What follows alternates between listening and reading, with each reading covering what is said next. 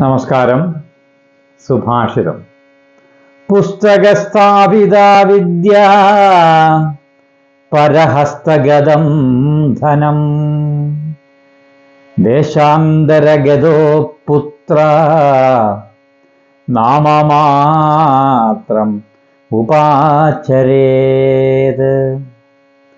ഇതിൻ്റെ അർത്ഥം പുസ്തകത്തിലിരിക്കുന്ന വിദ്യയും അന്യ വ്യക്തിയുടെ കൈവശം കൊടുത്ത ധനവും വളരെ ദൂരെ വിദേശത്ത് വസിക്കുന്ന പുത്രനും ആവശ്യത്തിന് ഉപകരിക്കുന്നില്ല എന്നാണ് ഈ സുഭാഷിതത്തിൻ്റെ അർത്ഥം. സംശയമില്ലല്ലോ. തീർച്ചയായിട്ടും നമ്മളിത് പരിശോധിക്കുമ്പോൾ അത്ര കൃത്യമായ അർത്ഥമാണ് എന്ന് നമ്മൾ മനസ്സിലാക്കണം. നമസ്തേ.